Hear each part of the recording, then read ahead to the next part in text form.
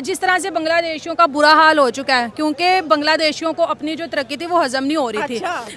अच्छा खासा था यार, वो बिल्कुल तरक्की कर रहा था। हम लोग पाकिस्तान में उनके एग्जाम्पल दे रहे थे कि यार टक्का हमसे बेहतर चला गया। देखो उनके जो प्राइम मिनिस्टर हैं शेख हसीना, बेचारे को नजर ही लगा दी हमने। सुनो तो सही कि वहाँ के जो प्राइम मिनिस्टर है वो अपनी कंट्री को बहुत अच्छा लेके जा रहे हैं और इंडिया के साथ उनके रिलेशन बहुत ज़्यादा बेस्ट थे। लेकिन जिस तरह से उन्होंने इंडियंस के साथ बुरा सलूक किया और जिस तरह से उनको मारा पीटा, टोटली एंटी इंडियन हो गए। Still Mohammad Yunus anti Indian ही है जनाब। और अभी जिस तरह से रशिया ने उनसे कर्ज मांगा है कि जो आपको हमने दिया था वापस दिया जाए, मुझे इसकी मेन रीज़न ये लगता है कि इंडिया और रशिया आपस में, तुम्हें पता, बहुत अच्छे फ्रेंड है।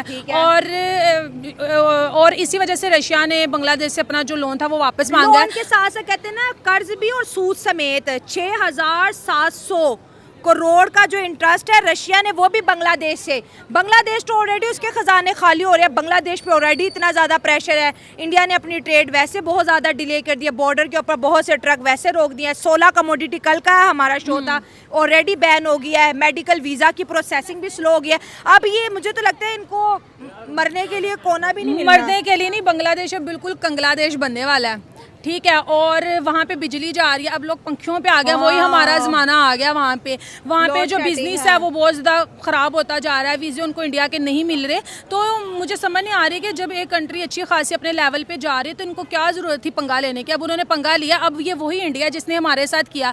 पहले वो कह रहे थे कि पाकिस्तान आ जाओ, हम दोस्ती करते हैं, हर चीज़ करते हैं, लेकिन वज़ीर आज़म भेजे, लेकिन हमने तब उनकी बात को इतना सीरियस नहीं लिया। लेकिन आज देखो वो 5th लार्जेस्ट इकोनॉमी बन गया और लोग वहाँ पर जाना अपनी ख्वाहिश मानते हैं। अमेरिका जैसी कंट्री जिसे हम सुपर पावर कहते थे वो इतना ज़्यादा क्राइसिस में जा रहा है, ठीक है। वहाँ 800 से ज़्यादा जो फैक्ट्रीज हैं वो बंद हो गई हैं। लेकिन यहाँ पे जस्ट एक इंडिया ही ऐसी वाहिद कंट्री है जहाँ पे लोग आते हैं, अपने बिजनेस वगैरह ओपन करते हैं, प्रमोट करते हैं, जहाँ पे हर रोज़ महंगाई नहीं बढ़ती। मतलब कि वो कंट्री हर लेवल से कि बांग्लादेश ने जो किया बहुत बुरा किया अपने साथ। तो इंडिया और रशिया की दोस्ती पे भी तो बात करें कि दोस्त इंडिया ने जितने भी बनाए हैं बड़े कमाल के बनाए हैं।